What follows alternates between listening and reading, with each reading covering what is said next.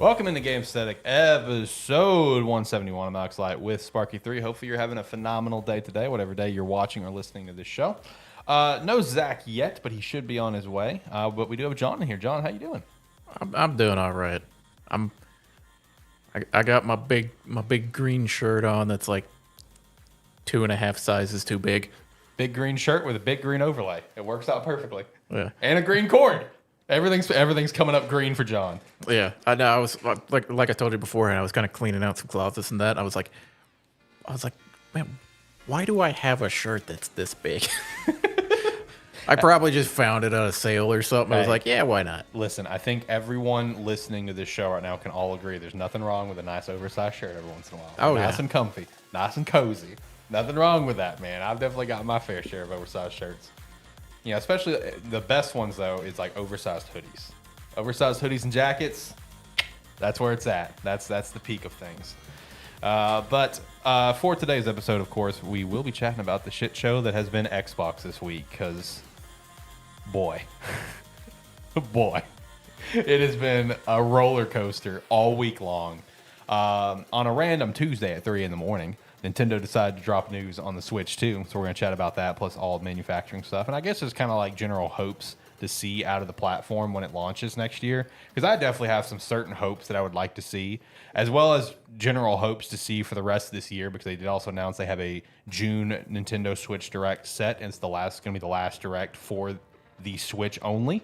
So maybe some hopes on what to see out of that. I don't think anything spectacular. I think it's going to be some more remaster kind of BS. But what would you like to see? I don't know.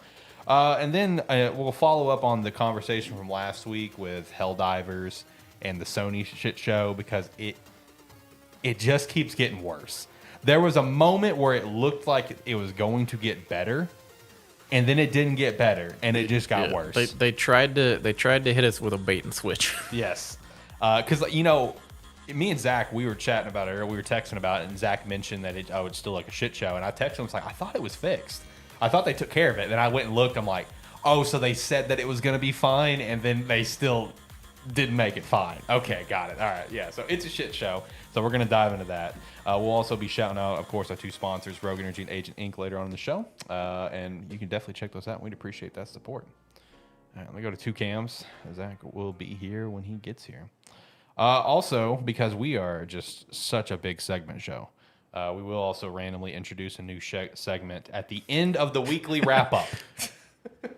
We're just having fun with some new stuff. Hey, and honestly, some of the other ideas that we came up with that we haven't talked about on the show, I really want to get some of those going. Like the one that you pitched with the reveals thing, the hindsight one. I really want to do that. I think that we need to pick the right. There's game. some fun stuff to do. It's just gotta have the time. We gotta find some time to sit down and actually work on it and work it out. Yeah, but yeah, we are going to introduce a new segment today, and honestly, this is going to be a segment that I think can legitimately actually stay for good, because I feel like it's something we talked about like a couple of years ago, and we just fell out of doing it. Yeah, so it's going to be like the Gamesthetic Game of the Week is what we're going to call it. It'll be at the end of the weekly wrap up every single week.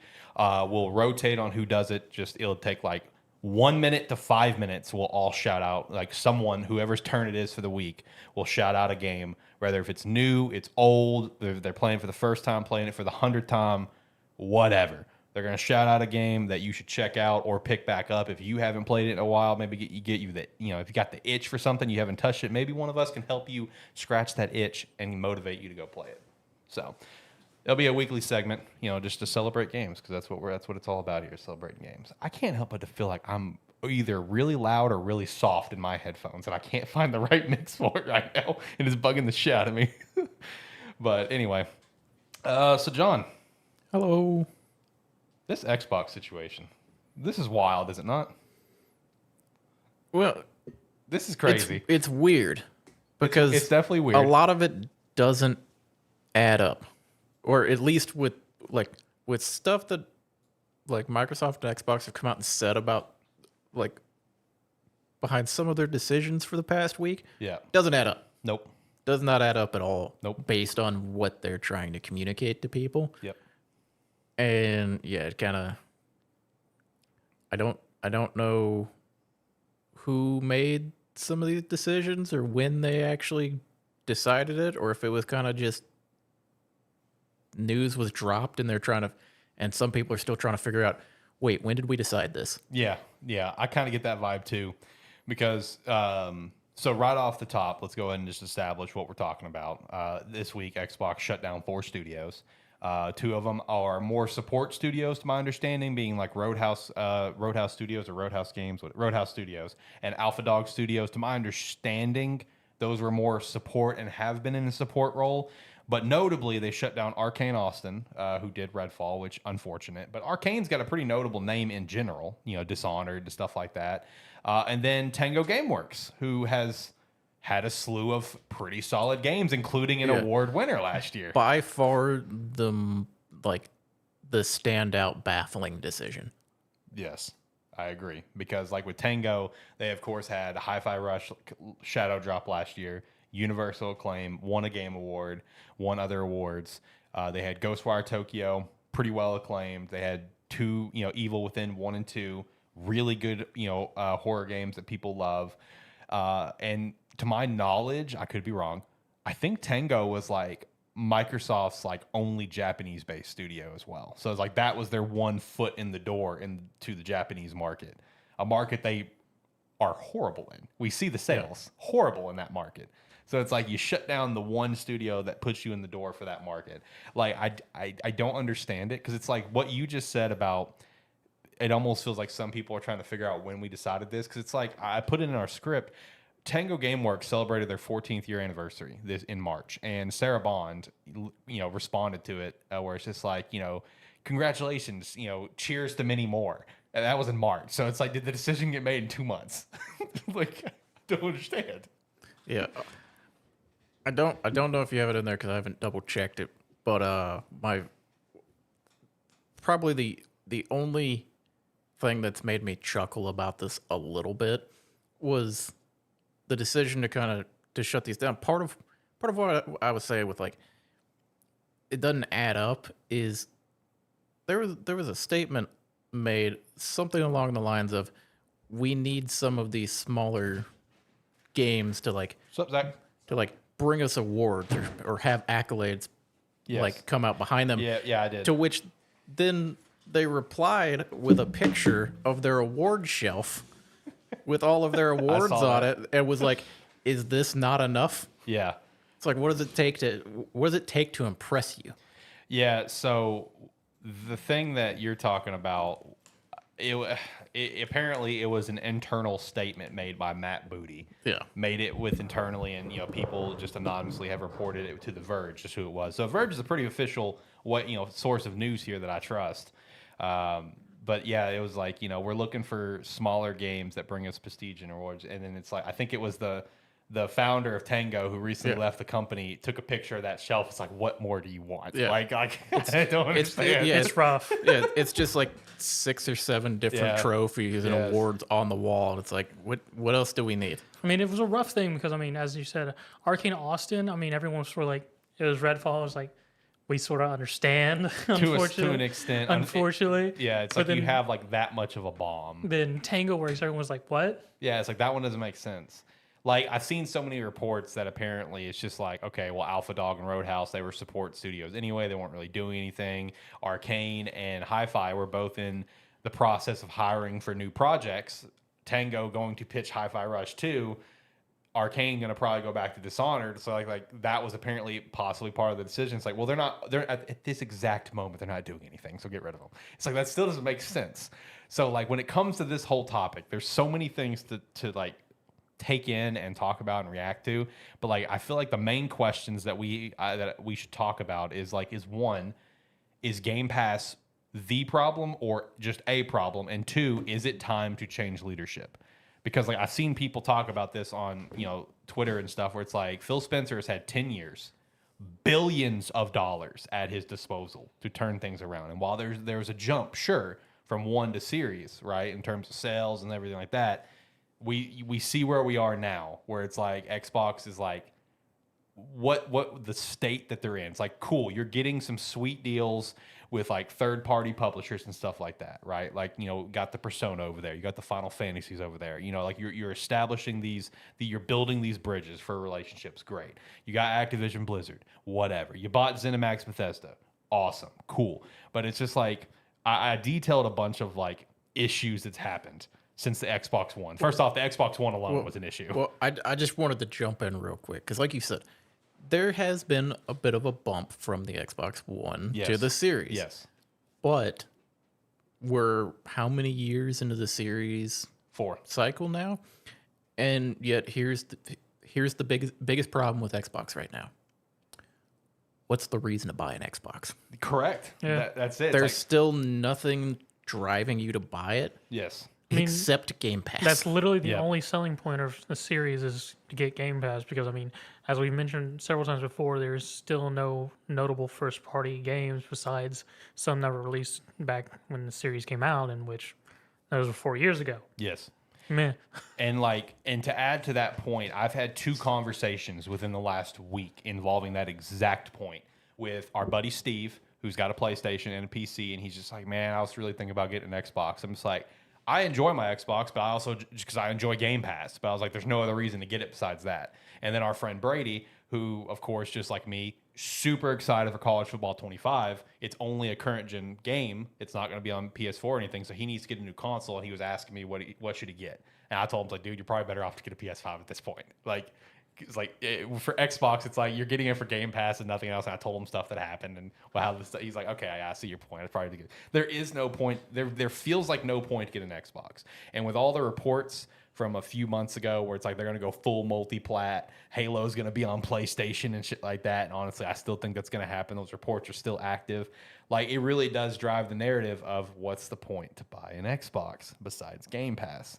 So it's like, is it time to change leadership? And is Game Pass the problem? Because like obviously high subscriber base, but like it's been kind of stagnant over the last year or so. It had a small bump when they got rid of Xbox Live because they made Xbox Live Game Pass. Yeah, that's the other thing is like how much of a bump was that really? Like it doesn't really count. yeah, it's like you can say yeah, large subscriber count. It's like well yeah, but anybody that has an Xbox has to have Game Pass now. Yes. Pretty much. Yeah, at least Game Pass Core at the minimum if you want to play online and stuff. Yeah, so it's like everybody's going to have like Game Pass, and if you have a console but you also have a PC, you're gonna be might as well get Game Pass Ultimate. There's no reason not to. Yeah, so that way you can have it on both. And it's just one of those where is the question is Game Pass the problem? It's I personally do not feel like Game Pass itself is the problem. I don't think it's the problem, but I do think it's a problem. I do see that it is a hindrance to seeing a increase into Xbox as itself because there is a very hard focus, as we mentioned, of them bringing stuff to Xbox through third parties that are immediately going on Game Pass, with some exceptions. Yep. And so, at least from the consumer point of view, very much seems like it's more a Xbox Series Game Pass than Xbox Series console. Yeah, correct. yeah. And I think Game Pass isn't necessarily the problem, but it is a part. It's definitely a part of the problem. Yes. Because yeah, with Game Pass, it's like obviously they can tell downloads through Game Pass and downloads through purchases and stuff like that. But with the introduction of Game Pass, it's like, okay, well, how much more valuable is someone buying the game versus someone downloading the game through Game Pass? That's the big question. Because Game Pass has really created that narrative of why should I buy the game? Because I'm fully a victim of that. oh, I am. Like, why should I buy it? When I can just download it for free. Oh, there's Through my subscription, I should say, not free. There's definitely. I mean, hell, I've been playing MLB The Show all week at home on my Xbox, and it's like in up until last year when it came over to Xbox, I was buying it every year on my PlayStation. Yep. It's on Game Pass now, so I'm like, I just download it on Game Pass. Yeah. I mean, shit, that's how, I played Persona 3 Reload because it came to Game Pass. Like, it saved me the money from buying it. 95% of the Xbox games that I've played since I got my series have been Game Pass games. Yeah. The only exceptions have been like, what was it, like WWE? Yeah. Yeah. That's about it. And it does hardcore drive that narrative because, like, for me, like, I don't see a point also in buying Xbox like first parties. Like, they're going to come to Game Pass day one. So it's like that's the whole reason why my Xbox Series X is mostly a third party console, because I want I'm a boomer and I like my physical games on the shelf. So like if there's a third party game that's on PS5 and Xbox, I'm more inclined to get it for Xbox so I can have something on my shelf because I'll never buy an Xbox game or a first party. I never. It's gonna come to Game Pass. What's the point? Like I'm fully a victim of that. So it's like, is it part of the problem? I say yes because it's like while you have Hi-Fi Rush with this universal acclaim, like how much money did it actually make? And now there's other questions where it's like here on the 21st, 10 days from now, you have Hellblade 2 coming out. Is Ninja Theory in jeopardy? Because like they've received zero marketing for this game. Like I think the only marketing for this game that it's got, besides like, in showcases, like, where they've shown stuff is like literally no shit, a tweet yesterday in the midst of all this happening where it's just like Hellblade 2, May 21st. And that was it. That was the marketing. It's like that's the whole marketing budget for the game. This game's fucked. No, although I will say I don't think Hellblade 2 is a game that needs it. Yeah. Because Hellblade is a game that did not get a lot of marketing behind it, or it got some marketing behind it, but it didn't get a ton. And yet, that is a beloved game that people have been waiting on a sequel for a long time. Let's be honest, Hellblade was very much a sleeper hit that a lot of people looked over. Yeah. It's one that kind of sat there, and over time, like people came back to because they were like, oh, I've played all the other games. I've played all the other Xbox games. What do I have here? Oh, what's this Hellblade? That's probably how it came through, and then everybody started playing it, and everybody loved it. Yeah. So now all of those people are waiting on the sequel. They know when it's coming out. It's like us with some games. We know when the games we're looking forward to are coming out. Yeah, true. I'm not Esports Godfather. It's like I'm not gonna. It's like I'm not gonna pay attention to like a bunch of marketing stuff when it's coming out for a game. That's fair. I'm because I think I said like last week or the week before, I'm usually sold on a game from the initial showcase that I see on a game. Right. And then that puts it on my radar. I don't need to see anything else after that point. Mm-hmm. It's like I'm going to remember it, and the next time when I see a release date, that's going to be fine. But the problem is with a lot of Game Pass games, they come out on Game Pass. Unless it's something you're directly looking forward to, even then, sometimes it's hard to find these games when they come out because like the newly added to Game Pass, at certain points during the year, it just gets flooded. Yeah. Oh yeah. And it's like a lot of these games get lost, and there's no other way to search for them. Hell, I was trying to look through Game Pass games the other day. Like I think it was a couple days ago when I was trying to download MLB. Man, it's a confusing window to try to even get to Game Pass and search through everything. It can be. Because you get there, it's like, okay, well, here's our new games, and then it immediately starts going into different categories of games. Yeah. It's like the somehow, in a rare instance, the Game Pass and Xbox like launcher on PC is easier to use than the one on Xbox. I can see that because I've definitely messed with both, and I can see your point. But yeah, like Game Pass and. It is part of the problem because especially when all first party games and all Xbox games, even third party and stuff that all come through there, you're just flooding the newly entered in category to where the easiest way to search through it is going to just go to all Game Pass games and just scroll. Yeah. So a lot of stuff's going to get lost. Right.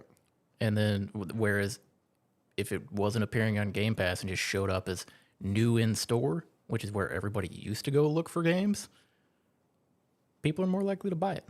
Mm-hmm.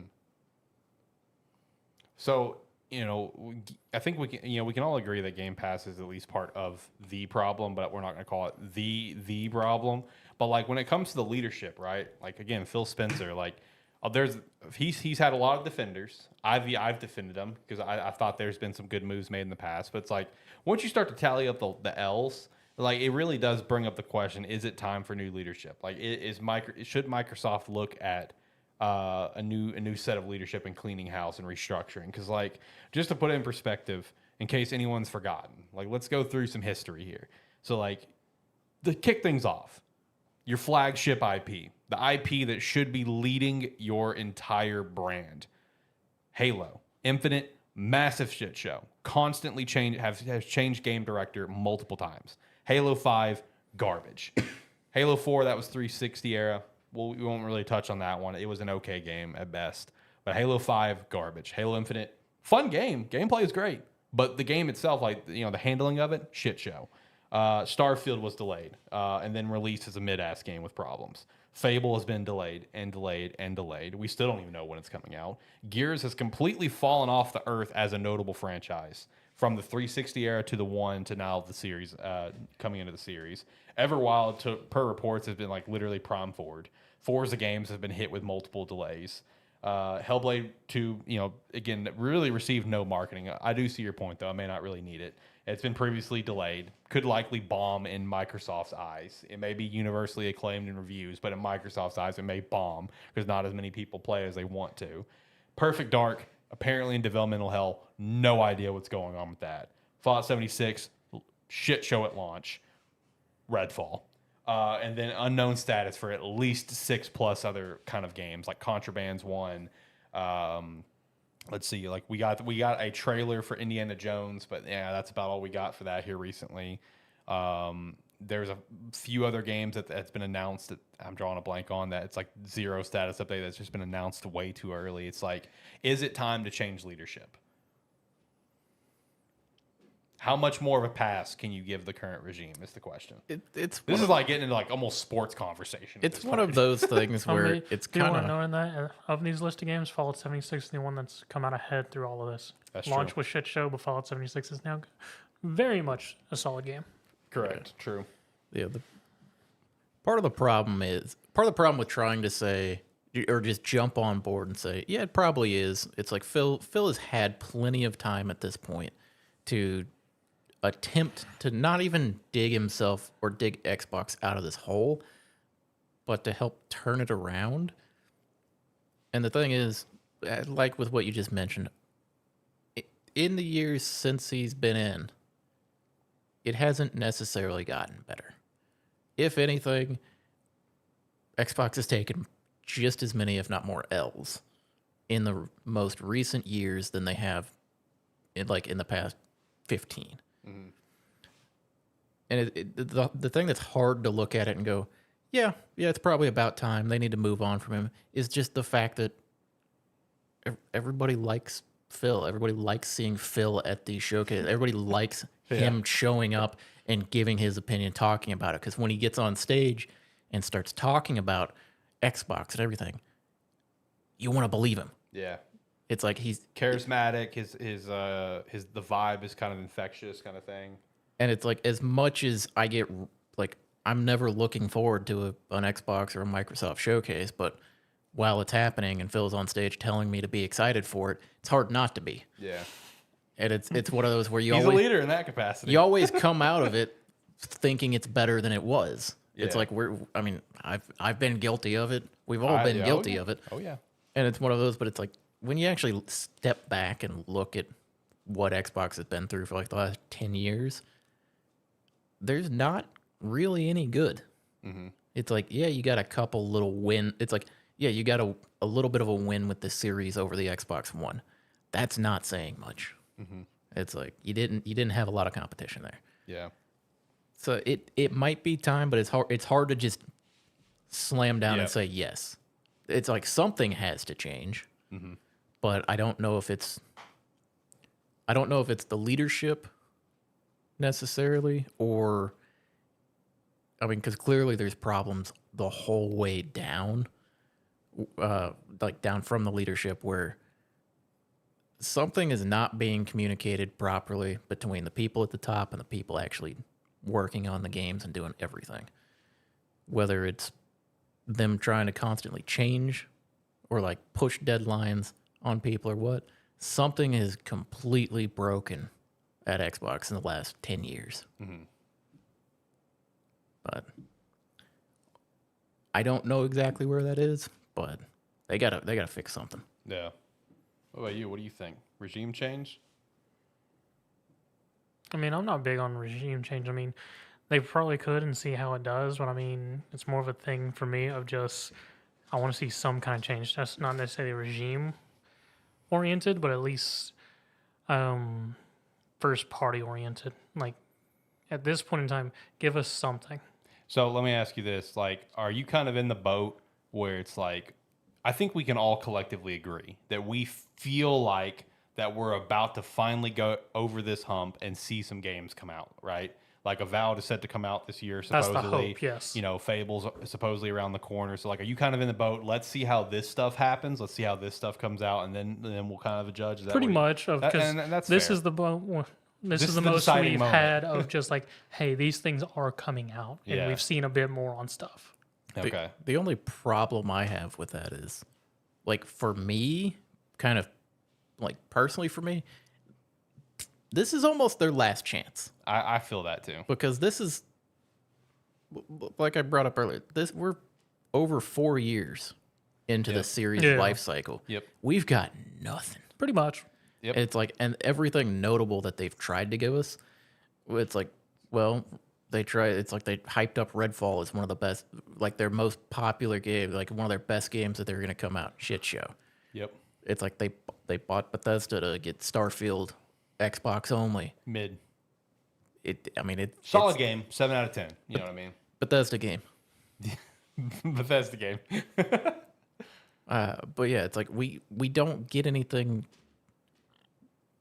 notable. We don't get like what we would remember as the Xbox games. Yeah, because off the dome, you guys ready? Here are the 3 most notable series games that I can think of that's come out in the span of the series. Forza Horizon 5. It was nominated for Game of the Year. I think it was. It was nominated for rewards. I don't know if it's Game of the Year. Psychonauts 2. Hi-Fi Rush. That's your slate of the peak series games that have been like universally acclaimed and reviewed and stuff like that. You know what I mean? Like that's it. I'm pretty sure that's what's off the dome. Every other like first party title I can think of that's come out has just been like it's an okay game or it was trash. In Control. That was an Xbox game though. Was it one? I thought it was series. No, it was re-released on series. Oh, okay. Yeah. I don't think that one. That's not a first party. But yeah, I'm just talking just first party. That's the only ones that I can think of is Horizon 5, Psychonauts 2, and Hi-Fi Rush, and now Tango is dead. So it's like that's just the kicker. Your 3 probably most notable, like reviewed and acclaimed games, you shut down one of the studios. It's like correct me if I'm wrong, but I can't think of anything else in the series lifespan that was first party and like considered a peak game. I think that's it. I think that's your titles. I can't think of anything else. Yeah, because most games on Xbox are going to be reviewed well, and like people are going to speak highly of, are third party or multiplayer games. Yeah. Yeah, I mean that's about accurate. Like that's sad to me, and I don't mean any disrespect to those 3 games, but it's like you have all these IPs and these franchises, whatever, and if that's your 3 best in the span, because correct me if I'm wrong, but wasn't there like I don't know if it was, I don't think it was 2020, it might have been 2021, you know, with all the COVID stuff. Didn't they go a literal full calendar year and not release a single first party game? I think if I'm fairly sure, yeah. So it's just like, something needs to change. You know what I mean? Like, and I feel like what you said is about accurate. Where it's just like I feel like this is kind of like their last chance. Like that's the vibe that I get. You know, as a Chicago Bears fan, I've seen this vibe before of where this is your last chance to figure it out. Yeah, because it's getting to the point of like, even with Game Pass, it's almost what's the point of owning an Xbox? Yeah. Unless it's like, granted, if a lot of your multiplayer games are coming to Xbox and they're going to be on Game Pass, yeah, gonna be worth it. Mm-hmm.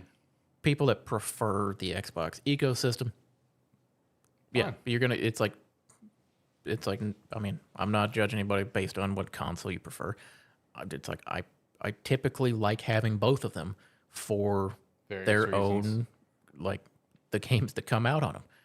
It's just at this point, as I said, my series is just a like a Game Pass console.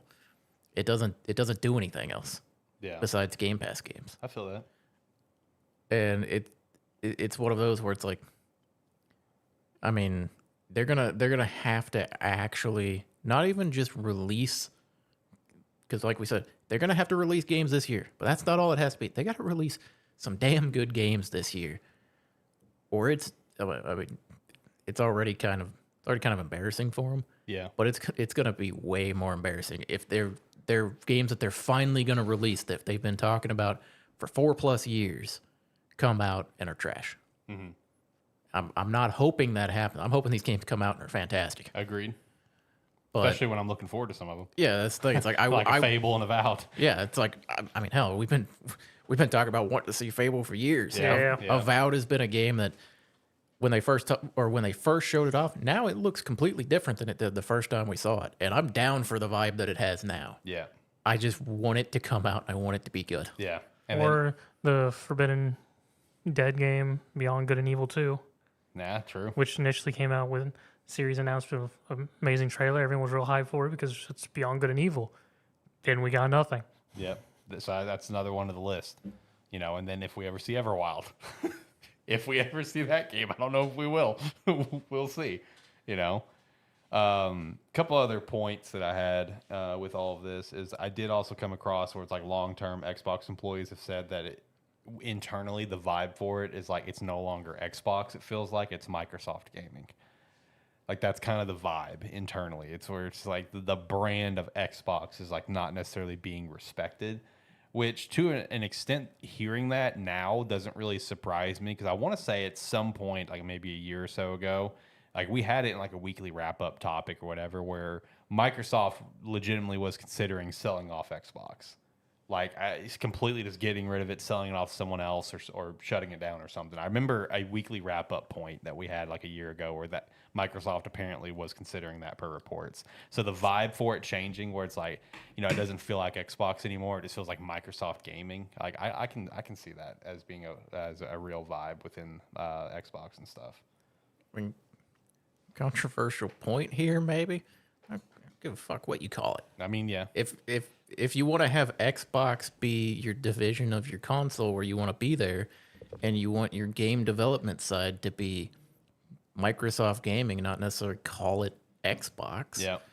And then just like all of your first party stuff goes to your Microsoft console, which is your Xbox, and have Microsoft gaming as a whole be able to release on additional consoles as well. I don't see a problem with that necessarily, but if you're going to make the distinction, make the distinction. Yeah. Quit calling it one thing and treating it like another. Yeah, true. Split it apart if you need to, because like I said, if it's causing a rift, officially name it that, or just like kill it as a whole and call it no, we're all Xbox. Yeah. Whichever way it needs to be done. Yeah, that's fair. I will also add, like, where with the last chance vibe of things, I do feel like if this last chance and these games come out, they bomb. I'm telling you, I'm gonna call it right now. You know, May 11, 2024. Give it like a year and a half from now, we're gonna start seeing some bigger titles go multi-plat. We're not gonna just see the Sea of Thieves and the ground in the hop. We're gonna see. Give it a year and a half from now. If shit bombs and goes south, boys, Halo's going to PlayStation. I'm calling it. Like they're gonna really embrace the play anywhere and just kind of mail it in. I'm feeling it, boys. I'm telling you. Do you know what the problem with that is? It better not be Infinite that goes anywhere. Better be either a new game or you better be releasing your older games over there. I mean, update Master Chief Collection again. Yeah, true. Update Master Chief Collection. That's going to be the day, man, when Halo goes PlayStation. At this point, I'm all in on it, man. I think it's going to happen. It's a matter of time.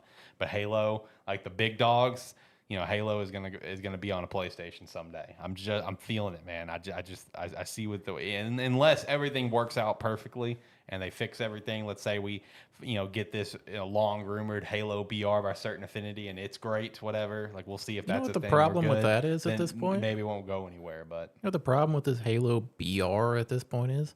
At this point in time, people don't give a shit about BRs anymore. Yeah. the BRs were popular like 6 years ago. Yeah. I mean, they still have their crowd, but I mean, it's not nearly a good a market as it used to be. Yeah, I mean, right now your market is once again back to Fortnite, and the players that play Fortnite is mostly just because they just release like cool skins to collect all the time. Continuously. Yeah, like the other ones, like we're at a point now where it's like there's still a large amount of people, obviously, that play Warzone, but like the conversation around Warzone or Warzone 2.0 or whatever is not nearly as strong as what it was, and people are more excited just for the next Call of Duty, especially since it's going back to Black Ops. Like they're more excited about that than Warzone. I don't know if that's necessarily true because the people that are playing Warzone are the people that were the ones that were making all the noise when 2.0 came out because they didn't like the changes.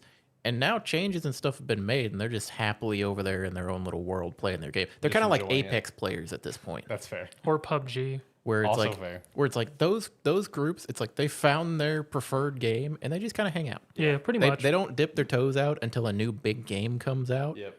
Which, granted, this Halo BR, if it comes out, people from all these other games, they'll jump into it. They'll give it a shot. Yep. But if it's not good, they're going to move on. Yeah. Or if it's not as good as what they're coming from, they're going to move on. Right. That's true. If this Halo BR exists, hopefully it's actually worth shit. If not, we'll get the Falcon Team's version in Forge. I know theirs is actually really good apparently, so it works.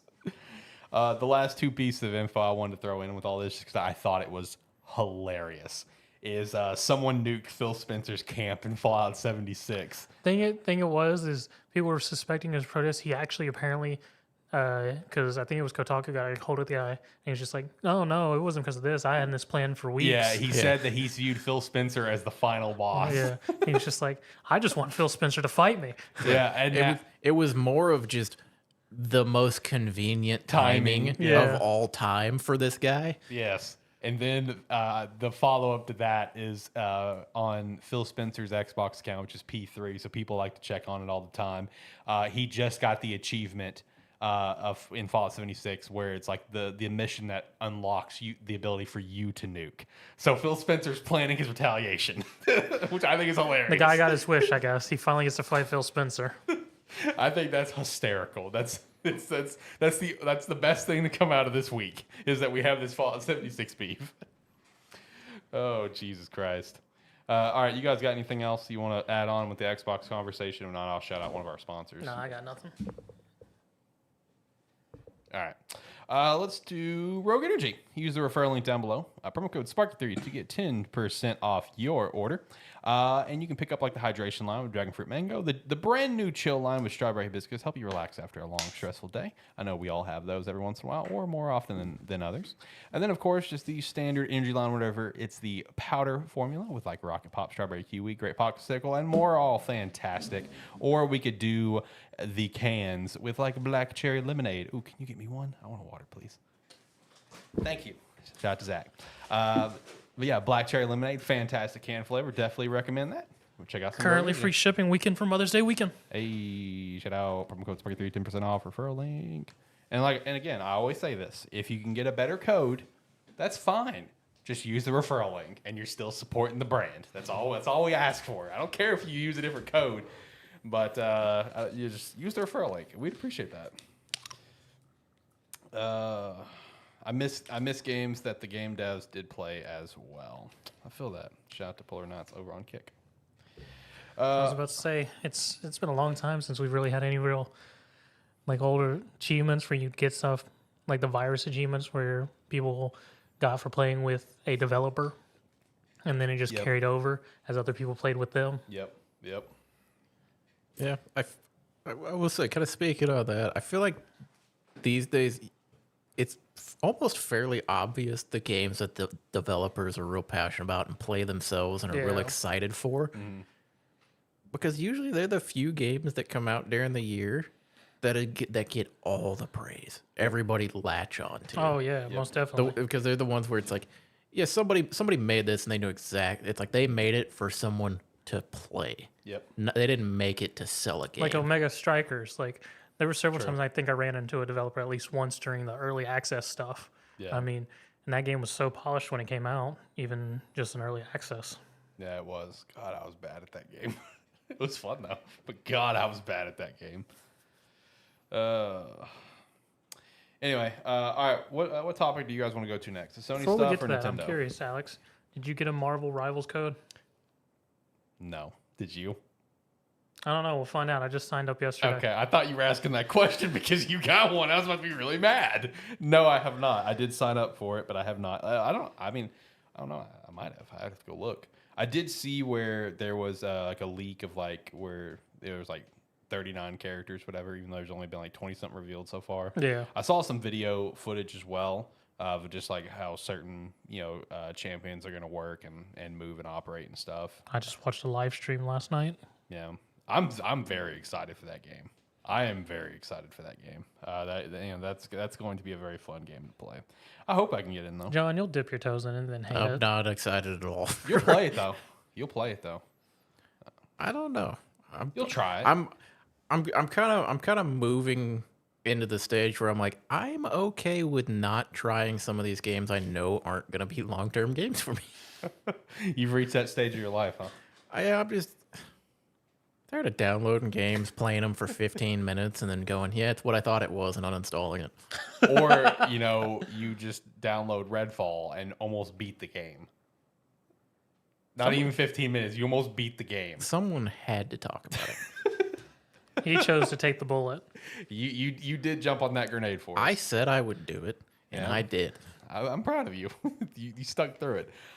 The fact that you made it through like 80% of the game is very impressive. Still, It's part of the best thing that came out of the game. The controllers. Yeah, he does. Yeah, he does have the controller. It's That's the, really it's sick. the main controller I use. Yeah, those are pretty sick controllers. Speaking of controllers, did you guys see the fire controller? Yeah, the one oh, did you The what? did you also see the backlash on I that? did. I did. So I probably have a picture of it. It said "feel the burn." Yeah, That's it what was basically right after. Horrible timing. Zach, this is Horrible timing. hours after they announced that they were shutting. Hours after they announced the studios were shutting down, they released the controller that said "feel." That's tagline was "feel the burn." Yep. But yeah, the controller itself. God dang, Microsoft. It's those vapor controllers. It's just a fiery one. I gotcha. Okay. I've really loved the vapor Yeah, controllers, but they haven't had one that was for me yet. Like, because they have like a pink one, Okay. like a navy one, whatever. That one's for me. That's the one that I want. See, that one isn't necessarily for me. I've almost bought the pink one about 6 times in the last week. Because Christina's got it. She really likes it. it's the one that I feel like in that design looks the best. Mm-hmm. So I'm probably going to buy that one. I really want this one. Unfortunate for the tagline though, "feel the burn." Yeah, because I had seen it. I had seen a picture of it, and I was like, "Oh, that one looks kind of neat." And then I get a message from him that just says "need." Dude, that's my vibe, dude. Orange is my favorite color. I mean, you know how you could get it with your Affirm card. Stop. I pretend that card doesn't exist. I got mine in mail Why every week? because this week I got mine in the mail. In the words of Bruno Mars, I got a pocket full of money, and I'm a dangerous man. And actually, I did that wrong. I'm a dangerous man with some money in my pocket. You were a dangerous man with money in your pocket before you got the card. Now it's just amplified. Jesus Christ. I'm pushing for that Affirm sponsorship. I don't think it'll ever become a thing, but hey. I do love some Affirm. I will say, I probably, like, just speaking on the controllers themselves, I'm probably going to buy at least one of these vapor controllers. The pink one does look really sick. Probably 2. I'll be honest, I have no idea what these controllers are. The vapor ones, the vaporwave ones. Yeah, they're really sick. Like I said, Christina's got the pink one, and it's cool. So I don't blame you if you want to pick it up. That one's pretty sick. I almost bought like the navy one. I almost pulled the trigger on that around like Black Friday and stuff. But ultimately, what always pulls me out of buying one of these Xbox controllers, it's like, nah. I want to customize my own. I'm gonna do that someday. I'm not gonna buy this. You do that later. You buy these because they're cool. Well, see, that I know Because they're pre-built. I know, but I've just continued to motivate It's like a PC, myself. Alex. I know. I've kept the mindset of no, I'm gonna customize my own in Design Lab. But this is the one that's got me. I want this fire one. This fire one is so cool. Orange is my favorite color, so this is what I want. You're in luck because they do occasionally, like with the Redfall ones, they release controllers, limited editions that you can only get through Design Lab, and you can still customize all of the other aspects of the controller. That's also true. Because that's what I did with my Redfall one. Meanwhile, the only special one I have is the Starfield one, and honestly, that controller kind of eats ass. It looks nice. It does look nice. I think it kind of sucks.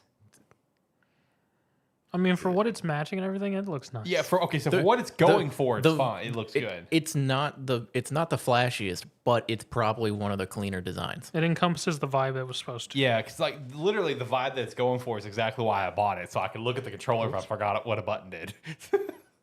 I mean, it's not the coolest controller, but it's still a nice controller. I mean, of the actual like truly like special edition controllers, because like the Vaporwaves and stuff, they're cool. Mm-hmm. But at the end of the day, they're a regular controller with a cool design pattern on it. Yeah, yeah. Whereas the Starfield controller is at least a more limited edition controller. Right. And for that aspect, it's probably your one of the fire controller. What the hell is that? It's Rengoku. Oh yeah. Oh yeah, I've seen those. Yeah. I'm gonna have to like actually put some shelves up for my controllers. I'm running out of space. You've got to that point of your controller collecting. Seeing as we've diverged, you know what frame a game is? Yeah. I've looking at getting a frame a game for my Persona set. You know, I don't blame you, man, because I've looked at frame a game a few times. For some different games, I think it'd be pretty sweet. Frame a game is pretty cool. I like that idea behind it. I reached out for a frame to hold all 5 of my games. It's going to cost me $270. That's not bad. No, it's not bad. No. Yeah, that's not bad. I mean, especially when you're doing all 5. I mean, shout out to that. That's pretty all right. Did I show you that one, Zach? Oh yeah, he sent me that too. It's the Forza controller. Oh, okay. I have actually seen that one. I really want the Cyberpunk one though. Dude, it looks sick. The Cyberpunk one is awesome. I like the Cyberpunk one a lot. That's the first one I bought. Yeah, Cyberpunk one is that one's really cool. I want that one at some point. I still want, dude, it'll never happen. It's so freaking expensive. I still want the Xbox Series Elite Master Chief controller. I want that bad. I looked it up recently. What's the current I price? have no idea what that is. It's like $450. Oh, yeah, it's never happened. And don't say a firm card stack. I'm not doing it. I was looking it up recently because I missed out on buying it by one day. Yep. I feel you because like I missed out on the controller and I missed out on the Halo Infinite Xbox as well. Like I had it in my cart before I ever bought my current Xbox, and I could have bought it years ago and I didn't do it. The Master Chief controller is one of the biggest regrets for like not pulling the trigger because I had it in my cart and I was like, I'm gonna sleep on it. Yeah. I woke up the next day and they were not available anymore. Oof. I feel you on that because like when it came to that controller, it felt like a personal mission for me and my Xbox career to get that damn controller because I've told you guys this, I'm pretty sure, and I may have mentioned on the show before, but the Xbox 360, the Master Chief Special Edition one, the green one, whatever, that was actually my first Xbox. My grandmother got it for me for Christmas. We literally get home, turn it on, immediate red ring. Oh, yeah, you've told me that before. Yeah, I literally didn't even get to play it. So then we had to turn around, go back to Walmart, and then I got the Black Elite, which is still fine. It's a lot of storage and space at the time, cool, whatever, but like, devastated that I wasn't able to have the Master Chief one, and that console came with that design of that Elite. It came from that special edition, so it haunts me. It haunts me every day. I want that Elite so bad. So you're wanting that? Okay, so they do have it in the Design Lab. All right, there you go. I can put it. There you go. Like what you just said. You just said that. Did I show you my other controller that I got? No. The 20th anniversary Xbox controller? No, you didn't. What the hell did you get? Yeah, it's the 20th anniversary Xbox controller. No, I didn't know you got that. Yeah, I bought that too. God damn it, John. How many controllers do you have? A lot now. They're everywhere.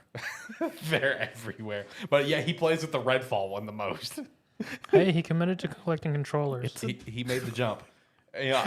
This is why I was hesitant to do it. Yeah, no, and if I spent the time and I tried to dial it back, I'm not gonna do that. No, it's gonna take forever. I could probably find the exact podcast episode where you were just like, I think I'm gonna make the jump. It's like because I talked about it for a month. Yeah, we have it on record in some former episode where he's just like, I think I'm about to make the jump. I think I'm about to start controller collecting. It's like I think I'm about to do it, and I'm just like, It's a dangerous hobby, my friend. It's a very dangerous hobby, but I commend you. Maybe I'll make that jump someday too. We'll see.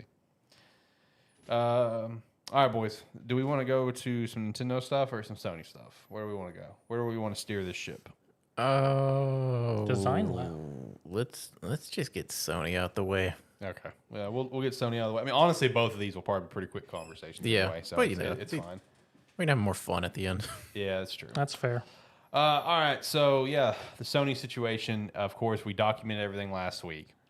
Where it's like Helldivers 2 Shitshow, where it was going to require everyone to sign up to the PSN, which, like John and I, when we talked about it, it's like, it's been there the whole time kind of thing, whatever. But it's like, why didn't you mandate it immediately? Yeah, it's just back and forth. It's going to be delist from countries. So, like, throughout this week, they then pulled back on that mandate, where it's like, you don't have to have the PSN, right? And Yeah, it there was seemed a like, big celebration. It was like, we won. yeah, we did it. Democracy wins. Let's go, baby. And then nothing changed, and Helldivers is still banned from 177 countries. Well, And now Ghost of Tsushima is being banned from countries for the same reason. yeah, the craziest part about all this is the fact that the community manager for Helldivers 2 went on a campaign to get people to. They're like, you fought back against Sony. They changed their mind. They're not following through with it. Let's go back and change all of our reviews that you changed to make your point. Let's go change those back to positive. So a whole bunch of people did. A whole bunch of people went back. They changed their review back to positive. They're like, we did it. We won. There was even a cape made for commemorating the negative drop. Yeah, and there was yet like, it was literally an in-game mission. Like, you logged in, it's like, you know, you click a button, it's like, change your Steam review. It was an in-game mission. Yeah. Yeah, and it's like, it's celebrated. Like, oh yeah, you guys won, and this big positive message put around it. Yeah, the game's still banned for 177 or what odd countries. Yeah. That don't have it, and if people had bought the game previously from there, it's been delisted. It's like they're kind of. It's like, yeah, the game might still be in their account. I don't know how that works necessarily, but it's not on Steam. They can't do anything about it now. Nobody else from those countries can do anything about it. Yeah, I'm pretty sure it just gets ripped out of their catalog because it's kind of slightly the same vibe of where very, very random comparison, but this is just what happened to me, and that's why I'm just kind of comparing it. It's somewhat similar to when Minecraft went away from their own launcher, which I know they do have it, you know, like with, you know, from Mojang's site and stuff, and it all links to Xbox. You can still download a Minecraft launcher. Let me make that clear. I'm aware of this, but it's like going through Xbox. Like, I can't add Minecraft to Steam anymore because I'm the weirdo that had Minecraft Java linked to Steam so I could easily customize controller settings because, as I've said on the show, I'm a bitch and I can't play with keyboard and mouse on anything. So it's kind of, it's like Minecraft got ripped out of my Steam library and I cannot re-add it anymore because it has to go through Xbox. So it's almost kind of like, I'm pretty sure like with Ghost of Tsushima or Helldivers, it just gets ripped out of their library. It's done. It's almost like, you know, these games that will get delisted, like racing games, like music IP. You know, it's the same thing. They get ripped out of your library. It's done. It's not in there anymore. Like it's not even like it's uninstalled and it's still showing there. Like, it's just gone. It's not there. Yeah, it's essentially just. It's weird to see this moment being celebrated by so many people when, at the end of the day, nothing got resolved. I was about to say, we got a set of documents saying, hey, we're backing off, you don't, but we've seen actually no changes. Yeah. All they did was they went, hey, instead of sending this update through with this section of it, we're not going to include that section of it. So you won't have to actually do that. We're not fixing anything else. We're not doing anything else. Or they haven't said that necessarily, but they haven't done anything to show that they're making moves towards it. Yeah. Mm-hmm. And it's likely not going to happen. And which that's a thing about, like, whenever I initially saw all the people like switching their reviews and everything like that, there was several people I saw through Twitter that were just like, I mean, all we got was a message. I mean, all these other countries are still delisted, and other people were just like, I'll rechange my review when something actually changes.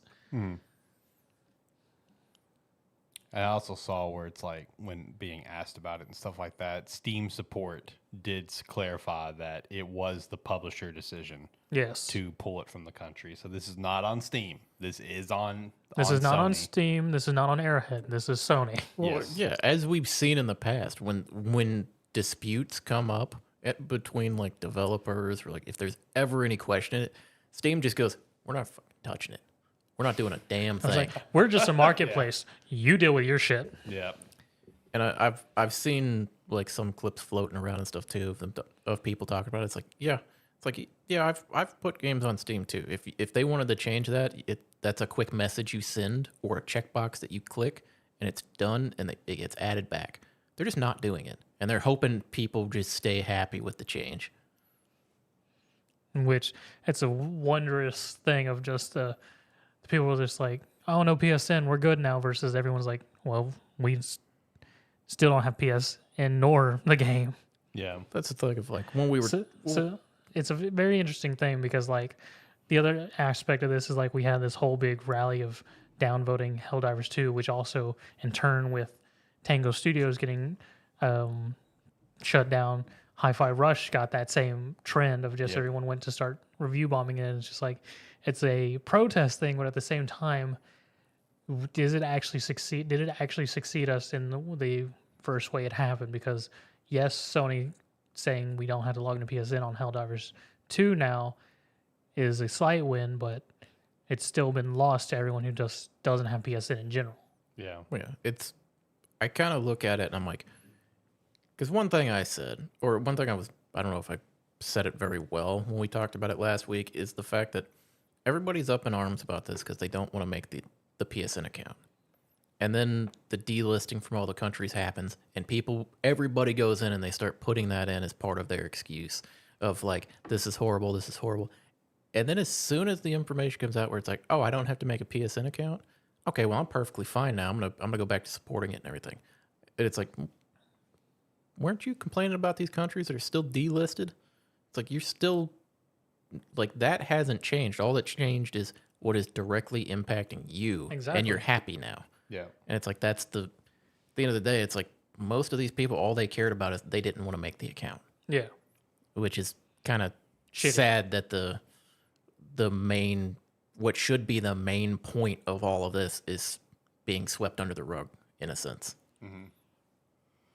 What's going to be the fix for this sort of stuff? Because, like I said, we're seeing the same thing now with Ghost of Tsushima. Like, because like I've been sitting here these past couple minutes, and I'm trying to go through the process in my brain here of like having a Microsoft account or a PSN account linked with these Steam games. Like, besides just tracking like progress and like trophies and achievements and stuff like, and I obviously tracking data and stuff like, what's the point of that being a step? Because it's like.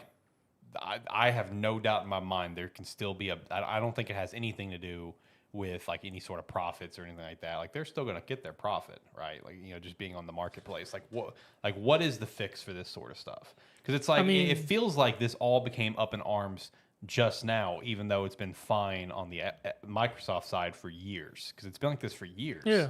So it's like, what's the fix? Is it removing it from completely, or is it always mandating it from the get-go, or is it just like like I've been pitching forever now, they just make their own launcher? Because when it comes to the PC stuff, if you look at the publisher, it's listed as PlayStation PC, LLC. Like I'm telling you, I think they're just going to have their own launcher eventually. What's the fix? I mean, in terms for Sony, I mean, at this point, based on how they're going about their whole IPs currently by delisting anywhere without PSN access, would be in fact them having their own launcher.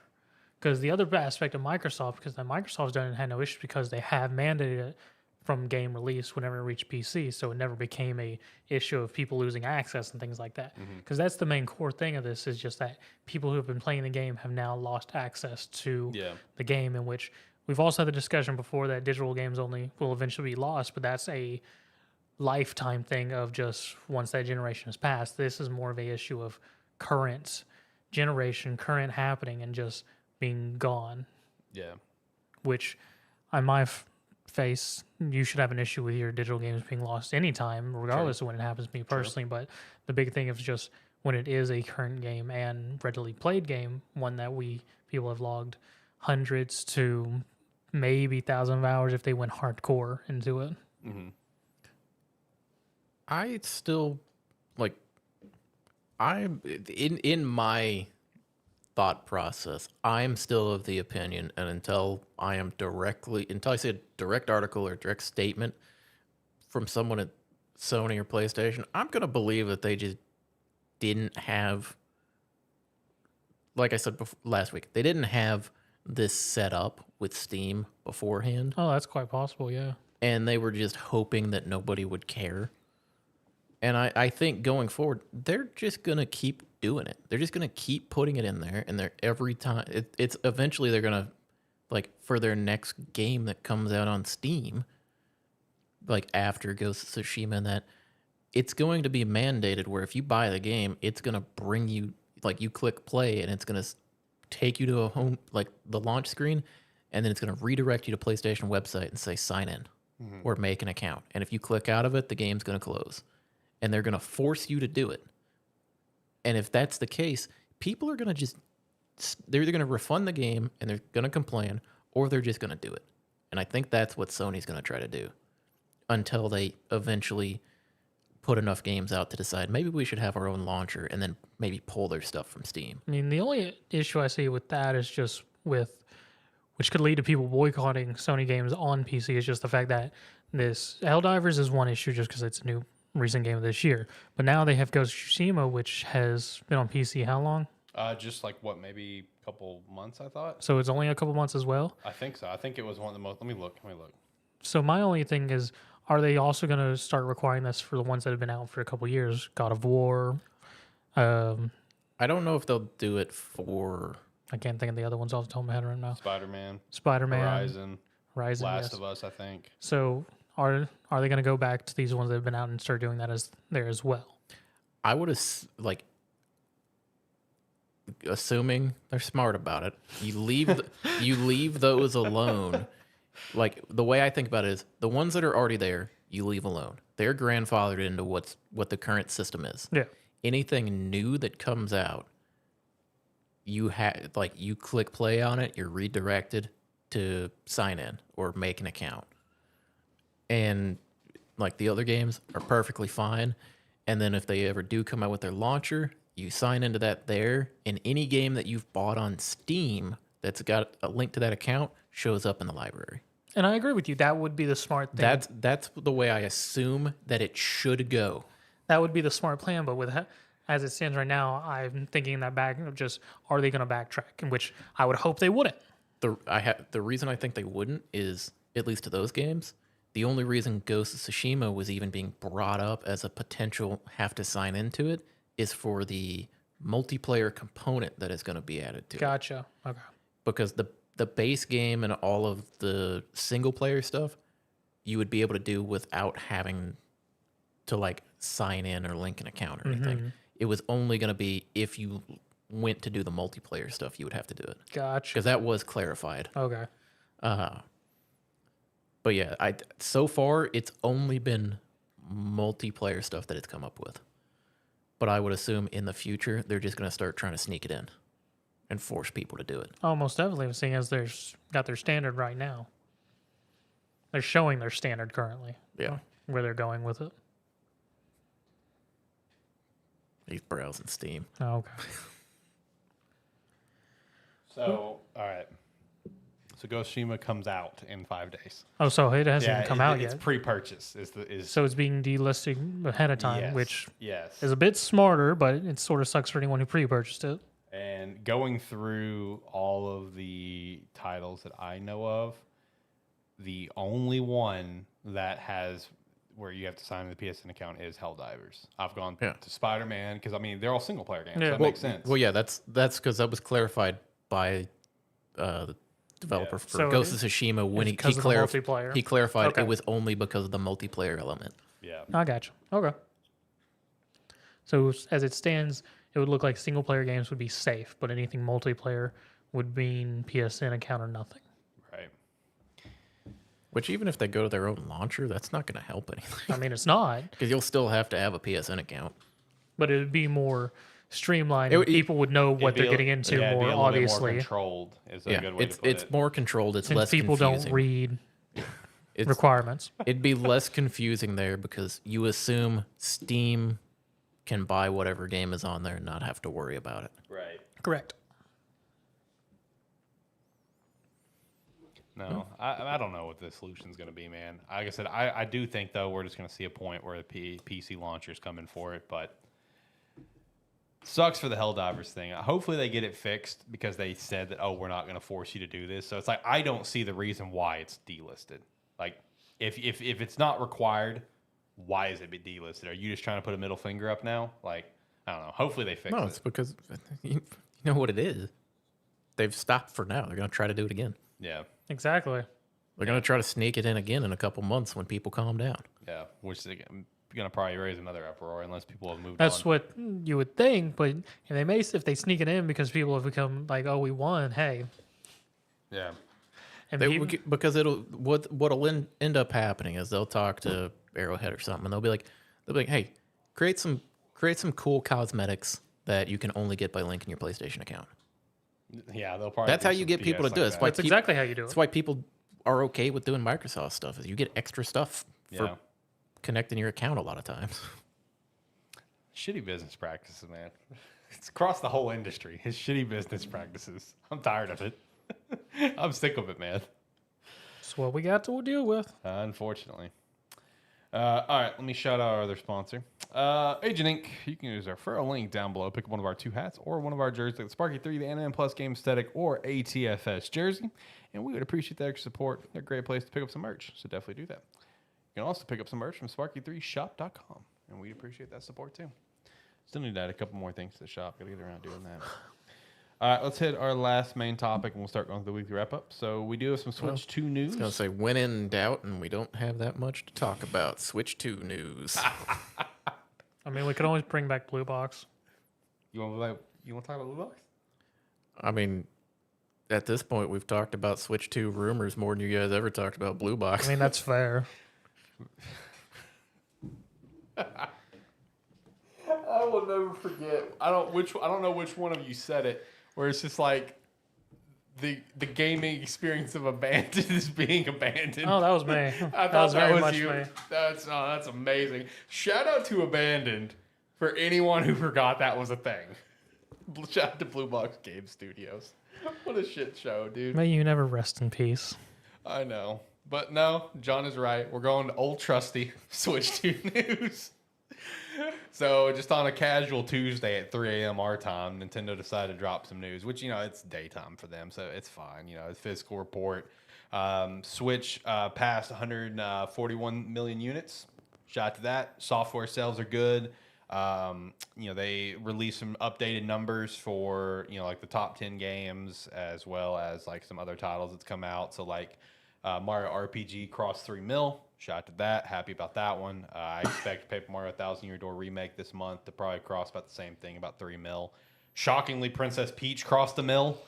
That game's garbage, but all right, kudos. There was a couple other things that crossed the mil here recently too, but I was happy to see Mario RPG. But anyway, they did say that they will be announcing information on the next Nintendo Switch in phases. The next, I guess more so the full reveal will be coming this fall. Did clarify there will be no release in this fiscal year, so it will not come out before April. April would be the absolute earliest. Would it be April or May? When does their fiscal year end? When does gaming? I mean, it's a month apart. Yeah, it is. It's April or May. It's the same time period. Yeah, same time range. They will continue to release physical games though, so that's cool. This is the thing is, it's like, why did you feel the need to out of the blue just be like, hey, by the way, our direct that's coming up, it's not gonna be about the Switch 2. Yeah.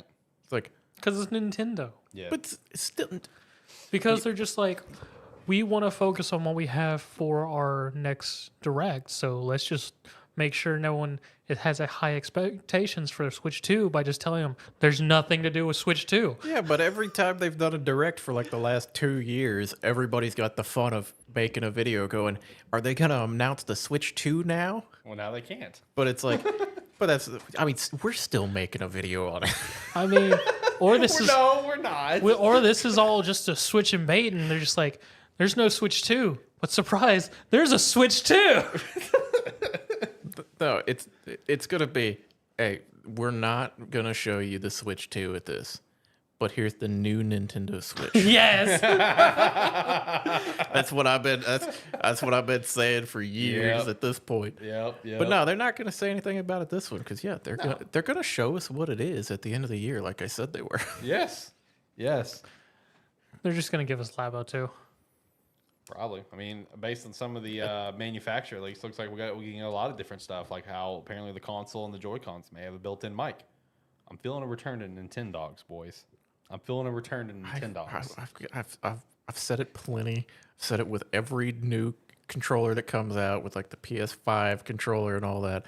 I don't need these damn speakers or microphones in the damn controller that are used to scare the shit out of me. That are used in 1 in every 100 games, where you start playing it and then sounds just randomly. There is one good use of it, and it was Ghost of Tsushima. Ghost of Tsushima with the wind and the sound effects and everything. Yes. That's the one good. That's the only game that's used it to its full capability. Actually, I would argue another game with how the approach was, and it is Xenoverse 2, because anytime you're going and you're into the past. Shut up, John. Anytime you go into the past and Xenoverse 2 breaking boundaries on the PS5. Yes. Anytime you go to the past to fix a time paradox. Is it on PS5? Yes. It's on everything. Yeah, it's on everything. Why did it take the Skyrim and GTA path? We'll never get to Xenoverse Zach, 3. it's still releasing DLC. I know. Yes, it is. and But, people are still buying it. That's why. God yes. dang it. But like whenever like the Supreme Kai of Time like talks to you or whatever, it's coming through the controller as if it's like through a headset, whatever. So that's actually pretty cool. Just the communication aspect of it. So that's another example where it's pretty cool. But Ghost of Tsushima is still the best. But yeah. That one's still the best. But yeah, it's like I don't need these speakers. I don't need these microphones. I don't need none of this. But you gotta be able to play Nintendogs. Alex. Even the children aren't gonna play Nintendo. I'm gonna play Nintendogs. You're gonna buy it, put it in for 30 seconds, and go, where did I go wrong? You're going to be one of the 100 people who will buy that. That's gonna be a 1 million copy seller easy. 2 million. I'd even argue 5 million. I would go and buy me a Tomodachi again before I would play Nintendogs. I will bet you that it will cross at least 2 mil in the first year. 2 mil first year if they make a new Nintendogs. I'm feeling it. Telling you right now. But anyway, he's putting Nintendogs up there against like Super Mario RPG. You didn't see his TikTok where he made Nintendogs a 1010. 10 Nintendogs is a 1010. What are you talking about? Also, shout out to that dead series. I fell off that one bad. My bad. But anyway, so some other stuff in terms of like leaks from manufacturing and handheld mode. In terms of its power, it's going to be right above the PS4. Are people supposed to take us seriously when we say 7 out of 10 game is fine if you're putting Nintendogs at 1010? Nintendogs is a 10 out of 10 It's game. a good thing it's a dead series. It'll be buried in a year. That's true. Especially once we start getting some more stuff on there. Like, no one will ever know. No one will ever scroll I don't that far know. now. In this episode, we'll know. No one will scroll that far now. It's fine. What, John? He's going to have our score list, and just at the top, he's going to just have Nintendogs at 10. We're going to have our own little boards that show our rating systems. And for his, it's like we're just going to have to say, just take it with a grain of salt or something. Wow. His 10 is going to be Mass Effect, Nintendogs. I got some other stuff in there that's a 10 out of 10. Come on now. I gave Sneak King a 10 out of 10. Remember that? You did, didn't you? I did. Okay, John, we're going to need to give him a separate board. Yeah, he needs his own board. But I clarified that it was actually like a 3 out of 10. You can have Brady's drawing board for yours. Tyler's drawing board. Or was it Tyler's? Yeah, My it's bad. Tyler's drawing board. Yeah, I'll take down one of my jerseys and I'll hang it up behind me. I'll get a board for all of us. I was just laughing at that. It's like, yeah, we didn't watch their show. That was a good episode, boys. Let me tell you. I told him, I was like, because he said something about your draft episode. I went, yeah. I was like, it's like, like playing a game or watching a show or something, and I went to go to bed, and I clicked over, and I went, man, they really are still going, huh? We're making it through the whole first round, baby. Every year. Shout out to ATFS. But anyway, so yeah, in terms of power, handheld will be right above PS4 before DLSS kicks into play, and docked is going to be kind of between PS4 and Xbox Series S before DLS as well as more modern hardware. So whenever they say it's like going to be, between PS4 and Xbox Series, it is still modern hardware, current hardware, whatever. It will be having 4K though, so don't worry about that for anyone curious about it. But 12 gigabytes of RAM, 256 gigabytes of storage, built-in magnetic Joy-Cons, codename Muji. So, cool. I mean, we finally got some sort of acknowledgement from, like, official acknowledgement from Nintendo.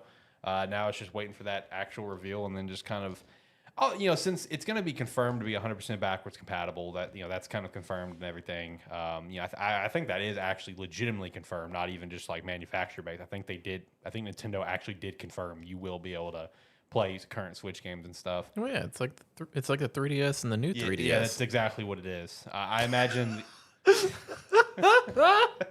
I'm hammering this new Nintendo Switch thing home. You are.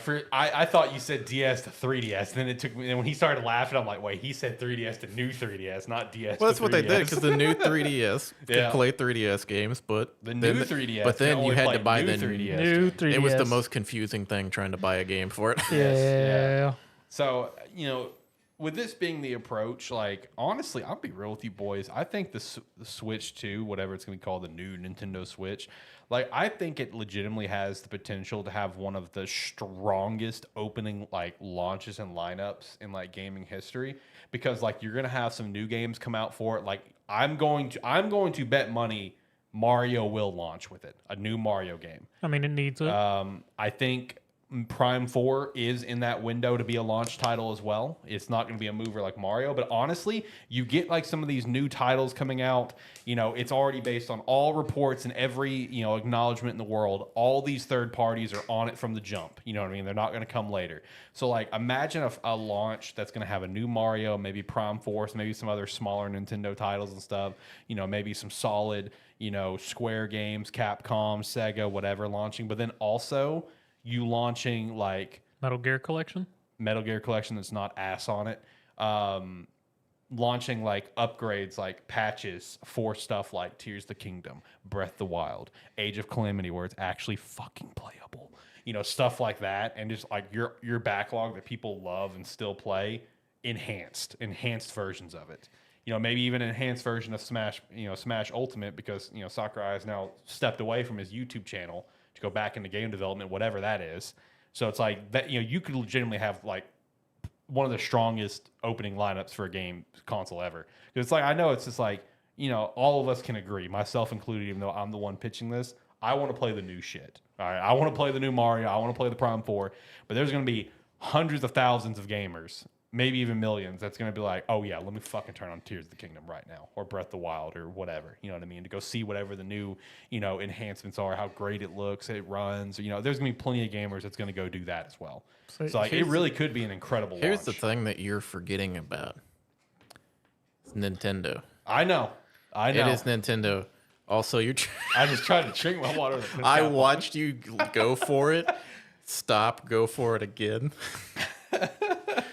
I'm sorry, Alex. When you were saying people would go see how the Zelda games or whatever look on the new, all I could think of was one of Cyberpunk's first updates, and just the reaction of people went, Pan Am sends lewds? I gotta go back to Cyberpunk. Facts. All right, let me re-download the game.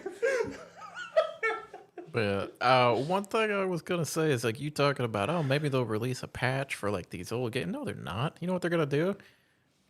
The new Switch is gonna come out, and it's gonna release with it's gonna be like a Wii U to Switch thing, where half the games come out on Wii U and Switch, but then at the same time, before the launch, you're gonna be able to buy Breath of the Wild, Tears of the Kingdom, all of the Mario Kart 8 Deluxe right. Ultra Edition for the new Nintendo Switch. Yep.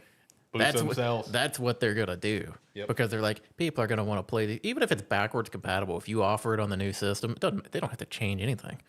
They can just buy it again. They're gonna buy it again. They don't have to change anything. Nintendo can come out and go, we didn't make any changes. There's no enhancements. We're just releasing the game in case you want to buy it on this console.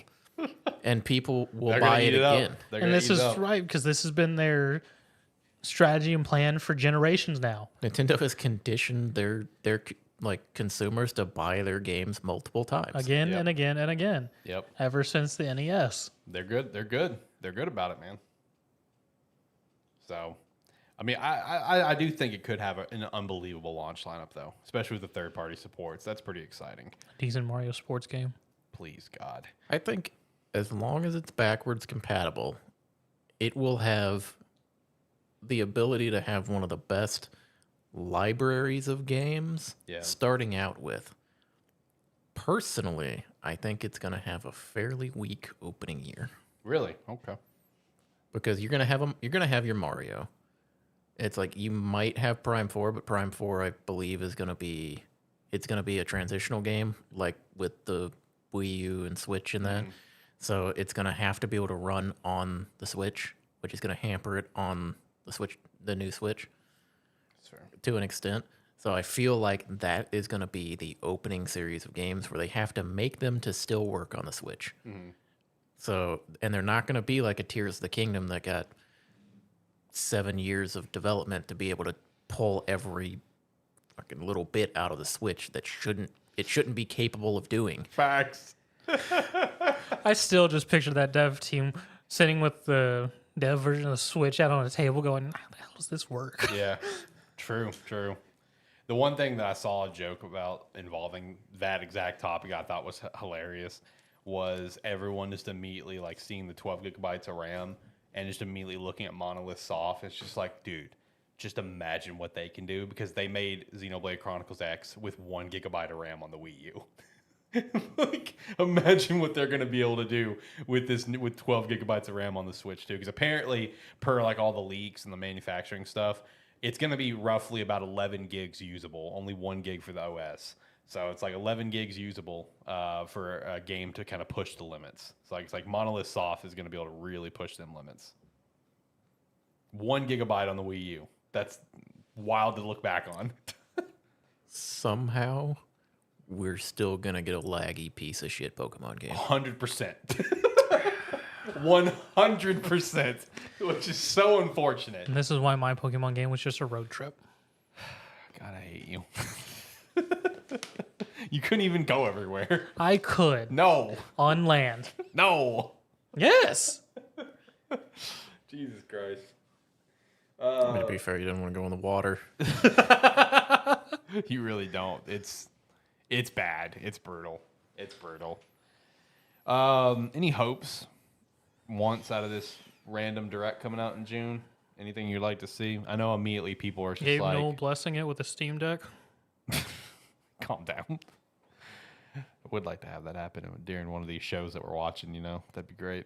Because don't they always do that every like major show, like Game Awards and stuff like that, where it's like you can log in and have the chance to win a Steam Deck? Yeah. Yeah, hopefully that'd be pretty sick. But I saw a lot of people saying it's like, this is the last chance to get Twilight Princess Wind Waker. I'm like, that ship sailed. I'm done hoping for that one. That one. Transitional title. I'm telling you, there's gonna be a lot of transitional titles. Yeah. It doesn't matter if the new Switch comes out 6 months later. All the last ditch games are gonna be launch titles for it, but they're gonna come out on the Switch first. Yep. I am kind of curious to see what the rest of this year is gonna hold. I will say at this point with Nintendo, I don't have a fucking clue what they're doing. I mean, we're beyond the point of needing a new console, so it's just like they really are just fucking flying with it. Like, whatever. At this point, it's like Nintendo's got a direct come out. I'm like, who knows? Let's see what you got. Honestly, like because there's like so little expectations, it actually makes it kind of fun going into it.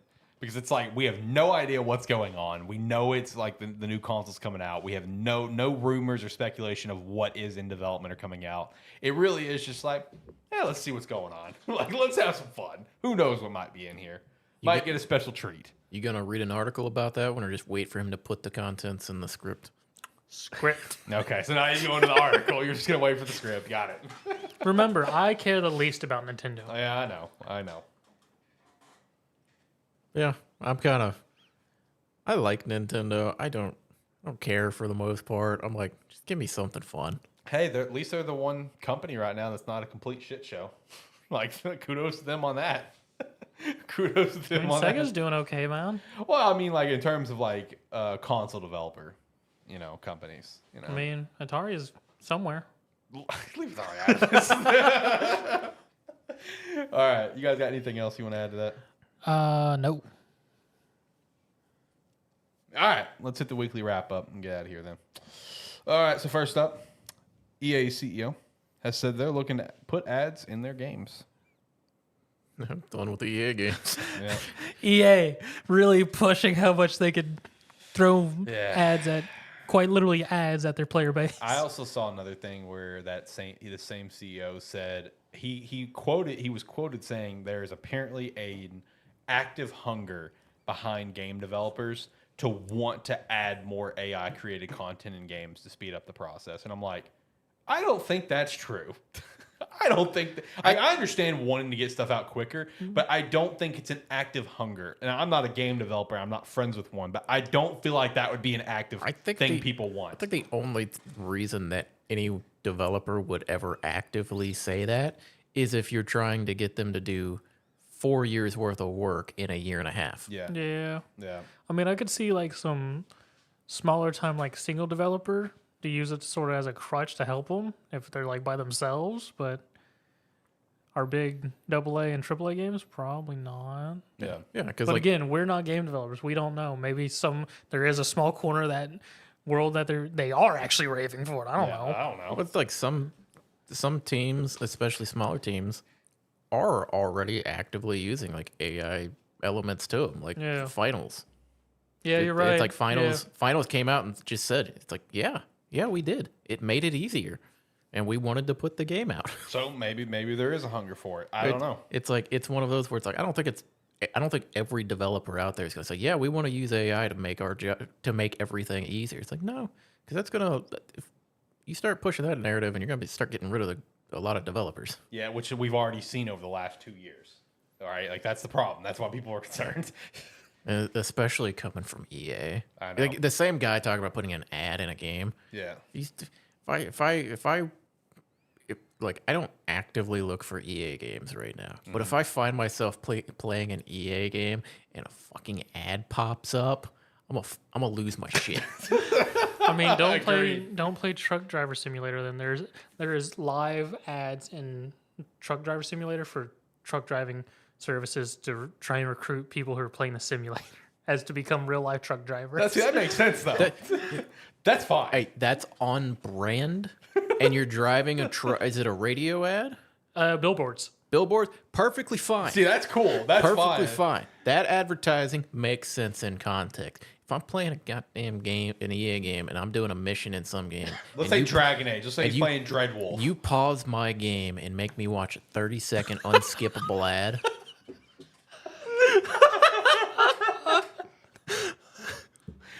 The level of anger that will come out of this man is something like you've never seen before. We will get a very hot Discord message, which we'll be both very confused about. Yes. Let's just say I can't wait for that Gamestetic episode.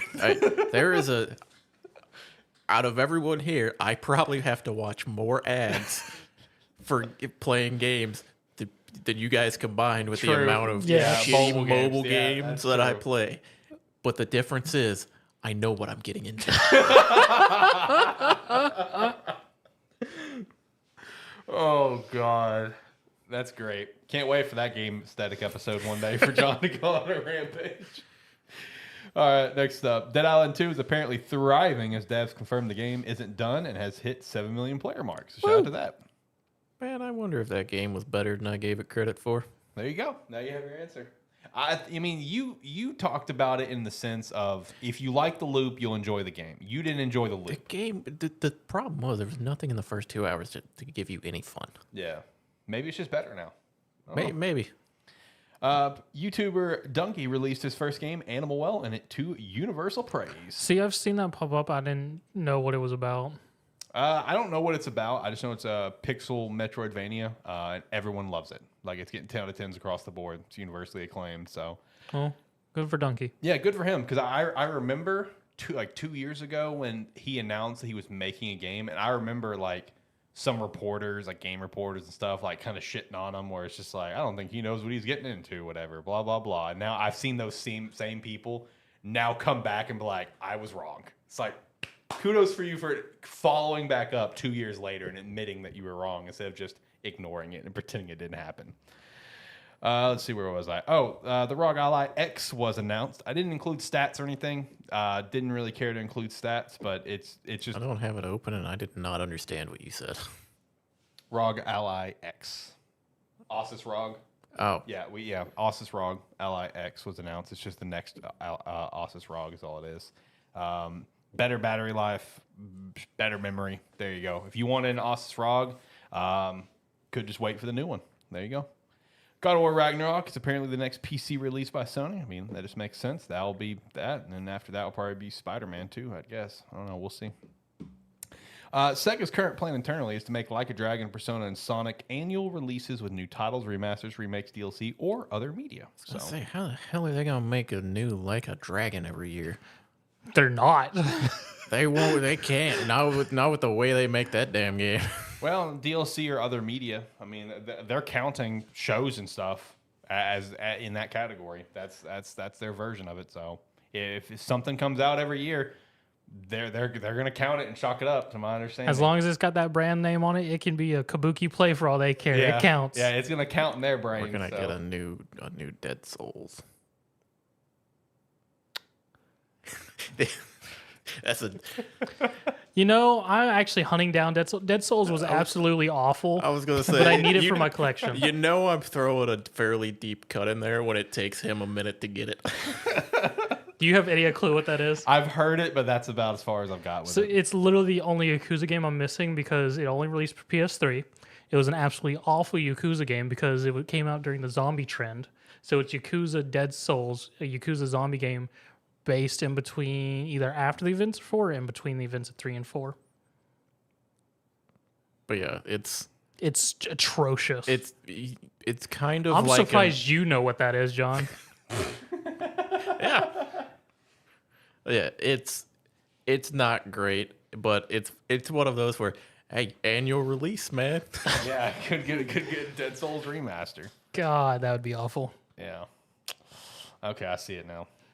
I want you Yakuza to Dead know, Souls. speaking of Sega, this week, for whatever reason, I turned on the Sonic Frontiers soundtrack, like the actual soundtrack, not just the boss music, Yeah. and just cleaned my house to it, Great soundtrack. to the man. entire soundtrack. Hey, I don't blame you, man. Dude, how long did it take? It was pretty much all day.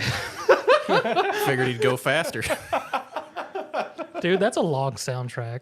It is. It's a good soundtrack too. It's good. It's a good OST, man. Like the cyberspace levels for the Chronos Island, can only assume the music director's just like, make me a club mix. Yes, accurate, dude. Speaking of Sonic Rumble was officially announced. I It's saw coming that. this winter. That's the Fall Guys Sonic game. Yep. I mean, it looks fun. Looks like I think it's only like a mobile game. I think it may come to PC. I don't know. I mean, looks fun. I mean, I'll definitely try it out.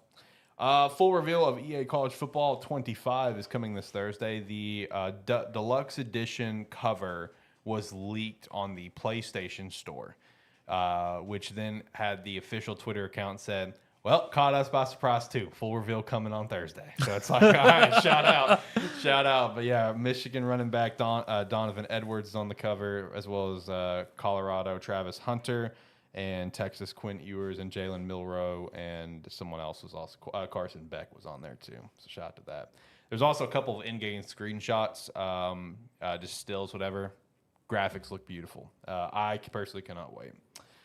I thought this was kind of funny. Sony forms a new studio within PlayStation that is completely made up of all the Deviation game devs, which is that studio that just shut down recently when 2 years ago they announced they were created on Summer Game Fest, announcing that they had a publishing deal with Sony that would back them for years to come. And then 2 years later, they shut down. And now Sony created a studio within PlayStation with these devs. Hey, Sony's got their back, apparently. They've got their back. They committed to it. It makes me now more curious, why did the studio shut down then? You know what I mean? Like, clearly they do actually have their back. It's one of the rare instances where it's like, they said they were going to support them, and here we are. It looks like they actually are. Just not in the original way that we thought would happen. But whatever, kudos to them, I guess. They just wanted to get that name off their back. I know. Then GameStop could apparently get into graded Pokemon card business. I'm sorry for any GameStop employees. Man, Yeah. they're trying to do whatever they can latch on to. I know. They're trying so damn hard, man. Oh, good luck to them. And I feel you. I feel bad for those employees. That's gonna be rough. But they really are trying anything and everything to just stay afloat, and any last chances to just keep on rocking. Anyway, you guys have anything other game news you want to throw out there? Multiverse is still coming out May 28th, and have announced that along with it, the Joker will be joining the roster. Saw that. Shout out. Forgot to add that. I don't think if there's any other news I missed. You got any news? Just been playing MLB The Show all week. Okay. That's not true. You played Rocket League yesterday. That sounds right. It sounds like you probably would play some. Yeah, but I also played MLB The Show yesterday too. Yeah, but it's not the only thing you play. But yeah, I mean, it's been the majority of what I've played all week. I finally downloaded it, and yeah, it's still MLB The Show. There you go. All right, let's finish up the show with a new segment that we're going to have at the end of the show. It's never going to be a long one. It could be literally a minute. It could be 5 minutes. That's it. We can make any topic long. Correct. This show's at an hour and 46 minutes. I derailed this entire show earlier to talk about controllers. I know. Might make that a clip too. We'll see.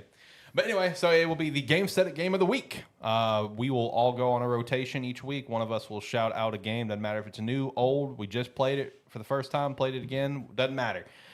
Just to quickly kind of talk about it on why you should play it.